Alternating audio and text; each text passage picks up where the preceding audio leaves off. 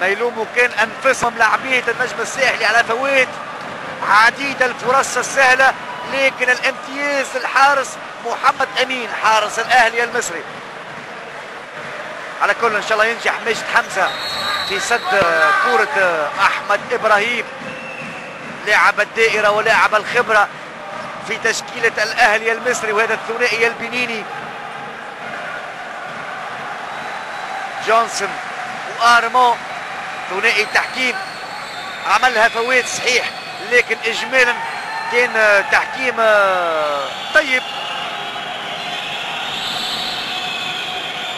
التنفيذ من اللاعب رقم 13 كريم محمد ينجح 23-19. سيف الدين حميده يسدد 9 امتار، ترجع للنجم الرياضي الساحلي.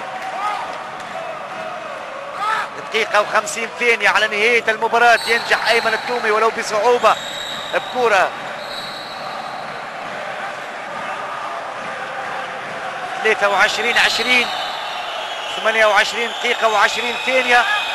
اللعب السلبي والتنبيه أحمد إبراهيم، دخول بقوة، سيب الكرة أحمد إبراهيم، ما يسيبش الكرة، إقصاء بالدقيقتين، ما يسيبش الكرة، إقصاء بالدقيقتين لأحمد إبراهيم. يزم السينما صحيح، الأهلي المصري متفوق لكن عمل شوية السينما أحمد إبراهيم اللاعب رقم 8. 28 دقيقة و27 ثانية. 23-20.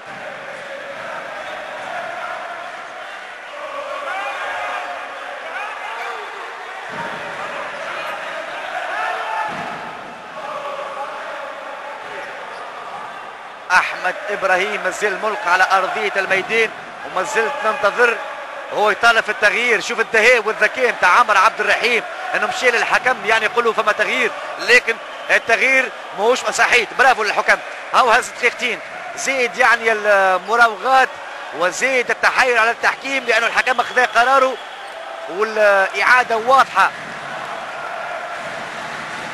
تاع حركه احمد ابراهيم. شد الكره ما خلاش ملاعبيه النجم الساحلي يقوموا بالهجوم العكسي. 23-20. 28 دقيقة لعب و27 ثانية.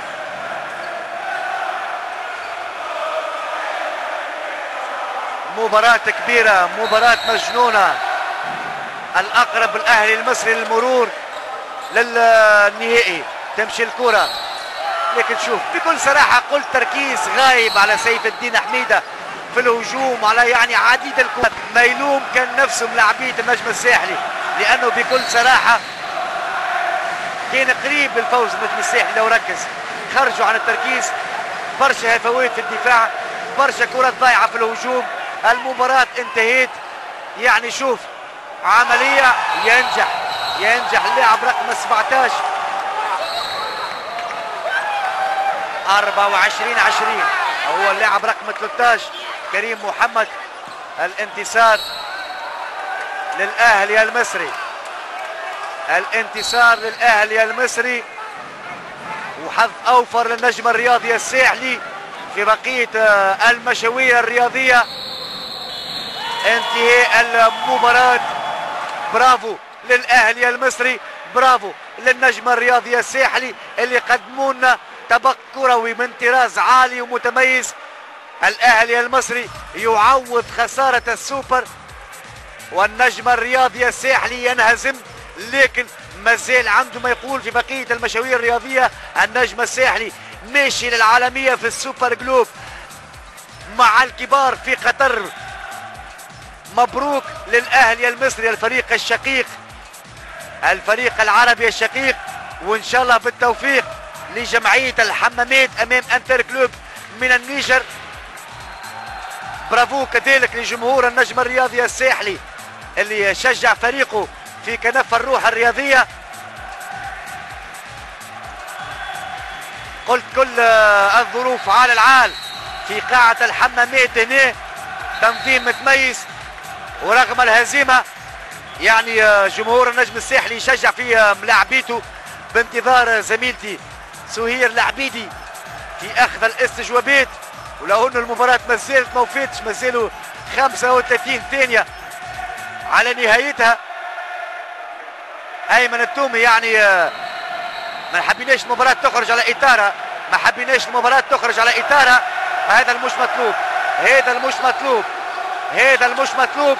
ايمن التومي زيد الحركة اللي قام بها، وزيد الحركة اللي قام بها اللاعب رقم 13 كريم محمد، لانه استفز جماهير النجم الرياضي الساحلي، استفز جماهير النجم الرياضي الساحلي.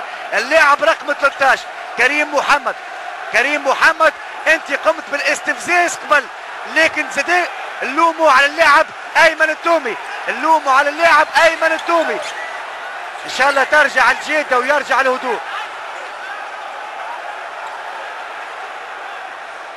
قلت اللوم كل اللوم على اللاعب رقم 13 من الاهلي المصري اللي قام باستفزاز جماهير النجم الرياضي الساحلي، ونزيد اللوم ولوم كبير على لاعب دولي، لاعب متميز، لاعب داخل الاحتراف، لاعب داخل الاحتراف. قلت اللي هو ايمن التومي يرد الفعل على ملاعبي نتاع الاهلي المصري.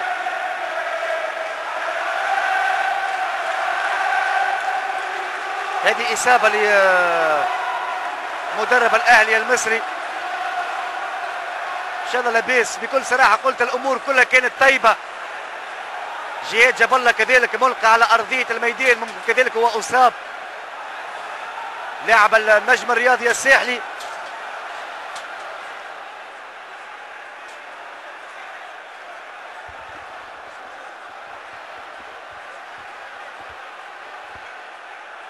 ما حبيناش مثل هالصور هذه تصير، ما حبيناش مثل هالمشاهد هذه تصير، لانه قلت هو عرس كروي افريقي عربي، عرس كروي افريقي عربي.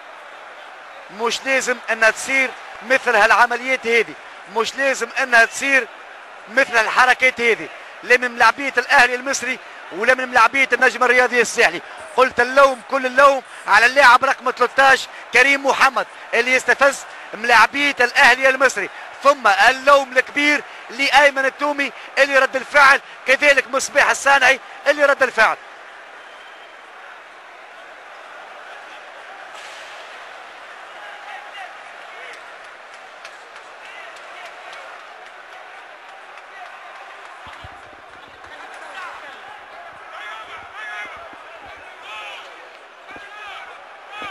هذا فريق الاهلي المصري. قلت هذا يعني انتهاء للمباراة بفوز الاهلي المصري 24-20. قلت مباراة الاشقاء والعروبة صاروا فيها بعض الاشكاليات، لكن الحمد لله